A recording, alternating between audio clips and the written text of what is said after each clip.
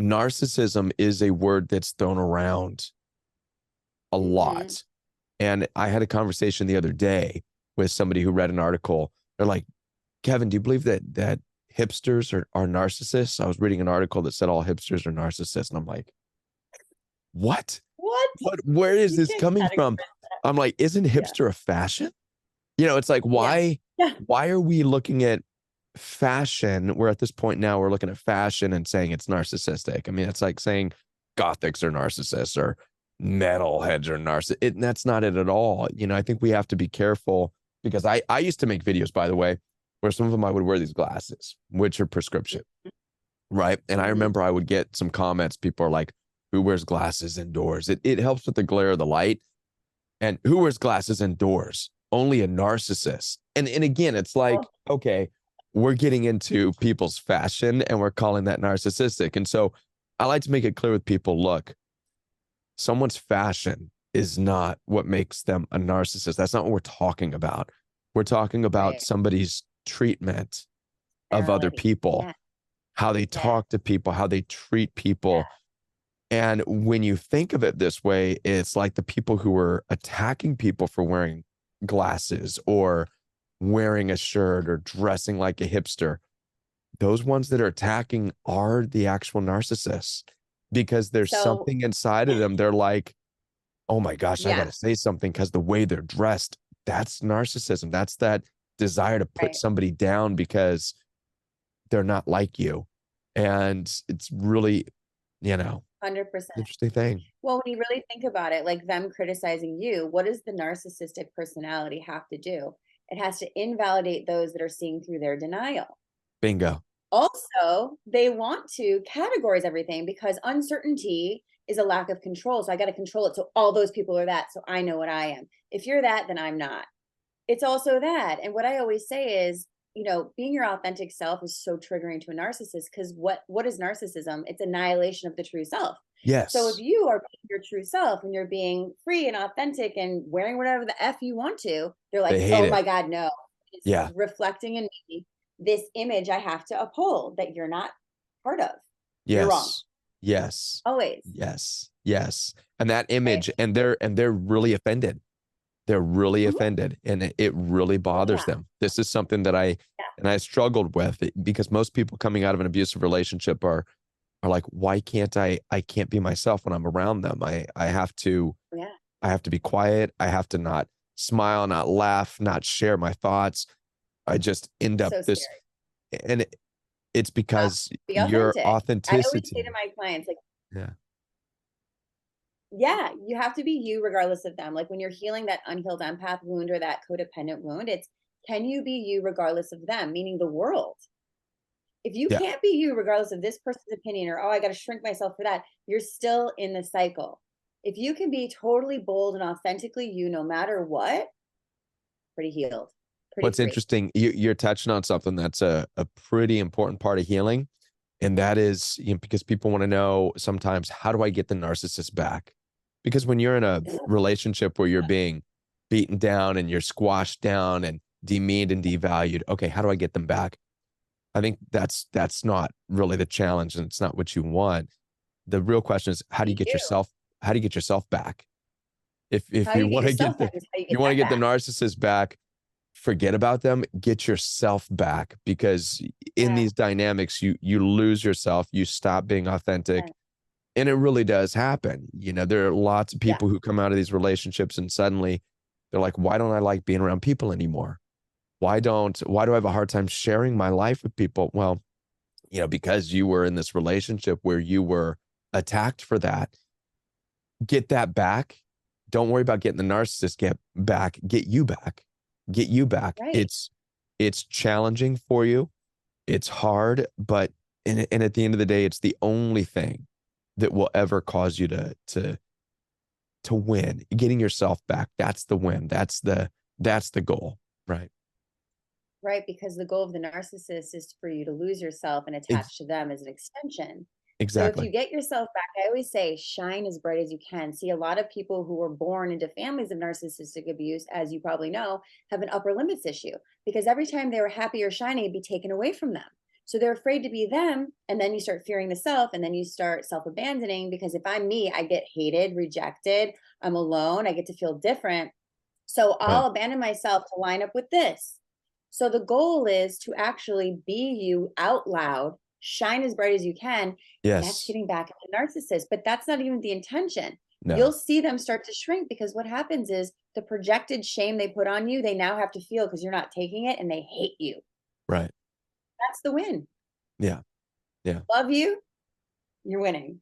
Yes. Yes. Right? Yeah. That's it. That's it. So, It's hard. yeah, It's a hard journey, but that's it.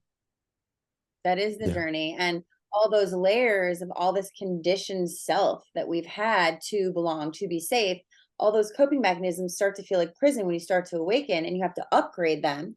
I want to tell you a quick story, because I was telling my group this morning about our call, and they were talking about, these old patterns of really looking to our environment for evidence that we're actually shameful, that we're not good enough. That's what we do. We see the universe not the way the universe is, the way we are.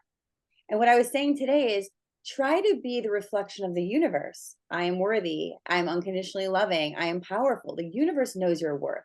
You Hmm. don't. So you still see evidence that you're not. You think it's the universe, it's people, it's your perception, it's the parts in you that still need to heal to know your worth.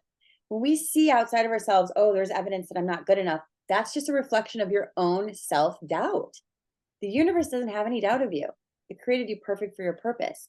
Hmm. People that you put on a pedestal, the false idols, the narcissists, are the ones you're still trying to get approval from, that you never will. It's Right. self approval. That is the name of the game, all Right. the way. Right. I believe a lot of people are looking for, and it's really sad because they've never gotten it from narcissistic family members or whatever, but they're looking for permission to be themselves. Yeah. That's it. Validation Yeah. and Permission's, permission. I yeah. part of people's healing journey, it's not self-discovery so much as it Hmm. is self-acceptance. I tell people all the time, it's Reclamation like of the self. because I talk to people and they're like, I'm gonna go and I'm gonna find myself and discover myself. Well, look, the problem you're gonna have is wherever you go, there you are. Whatever mirror you look in, you're gonna Hmm. be staring at yourself. It's not Hmm. self-discovery. It's getting to a place where you're like, this is who I am, and starting to accept it. And really, it's our parents' responsibility Hmm. to help us to nurture ourselves, to step into who we are. And if they fail, we constantly look for that permission from them and from other people in life, and we Yeah. never get it. And sadly, Right. society is not really built around self-acceptance. We're told not only from our parents, but from institutionalized education and the medical world and whatever, we're told who we are, what we should do. And from an early age, we're never really taught about accepting our own unique gifts. We 100%. kind of are, but kind of not. It's like, Yeah. yeah, you're a unique butterfly, but at the same time, you're in this class and you have to do X, Y, and Z, and you have to do it like these people. We're told what types of careers we can have. I never, here I am, at the Royal We, I'm a coach. I never in my life did I think I would be doing something like this, but it's naturally part of who I am. And I spent the vast majority of my life, like most people, working jobs, and Hmm. doing all that, which isn't bad, but it's just doing what other people have told you have to do in society in order to make it. And so all of this plays a big role in as we heal and we start to get to this point where we're like, okay, who am who am I? Not in a way that I have to go find myself, but what do I need to accept about me? And Hmm. yeah, that's to me, that's an important thing is helping people get to a place of self-acceptance. And when you accept yourself, suddenly your relationships change because you're no longer looking for a partner or somebody in your life to fit in with or to help you figure out who you are, to find your identity. Instead, you're vetting, if you will, or you're judging Yes. people the way you should be. Absolutely. You're looking at them saying, how will you fit in my life? How 100%. how compatible are we? This is who I am. This is how I spend my mornings. This is how I spend my evenings. This is what I do for a living. This is how much I like to travel. This is how much sex I like. This is how I talk to people. This is how I treat people. How are you going to fit in this? And we judge them accordingly. And I believe that that's a super important thing that we've lost, and maybe we've never had in humanity, is being able to judge people in a measure against like who we are. And so we can make sure it's compatible, instead of just, oh well, you're cute, okay, oh you believe in Jesus, oh so do I, match made in heaven. It's like, no, wrong. You know what I mean? You're Yeah. taking two little things that, in a relationship are, it's not it. It's not it. You really owe it to yourself and to other people to fully accept yourself and judge people accordingly as to how. And I'm talking about intimate relationships. I don't, when I say judge people, I don't mean, because a lot of people get scared of that word. They're like, judge people, we shouldn't be judging others. I don't mean walking around with your finger in people's faces, not like a narcissistic judge. I mean observing them and Agree. discerning how Yeah. close they can be in your life, Yeah, right? absolutely. I mean, what you're talking about is owning the true self because, like you said, I want to go back to this amazing point is like we parentify the partner. So the reason we end up with narcissistic partners because we're still looking to a parent-like person who will never love us for who we are because a narcissist can never put you first. Your narcissistic parent never put you first. So you will always be in the emotional imprint of with someone that will never put you first to finally wake up to put your damn self first, and that's really how it goes. That emotional imprint, that original trauma bond, it's all into you learning to validate self, to be self. And then, like you Mhm. said, what happens is you're like, oh, shadow work, my good things, my not so great things. I love all of it. It's all fine. These are who I am. I'm not going to dumb myself down for your approval. I don't care if we both like Jesus. What else is going on? What is the wounding? What is not the wounding? What is the Right. conscious communication going on here? I love it. One of the things I always say is when I totally came into what I would say empowerment is you have to be autonomous emotionally, physically, financially, mentally, spiritually, so that you have a whole self and you're going into something as a whole self. People who've had narcissistic abuse are like, oh, I like the codependent kind of person because they need something too. And I'm not lovable enough to be with someone that's whole because I know I'm not in some way. So then it works, but it doesn't. It's two wounds being filled by another who will eventually not work out because you're filling each other with each other. You must fill Bingo. yourself with yourself. Bingo. Yeah. Yeah. It's a difference of Be alone. yeah, it's a difference Be of happy. needing somebody in your life versus choosing somebody.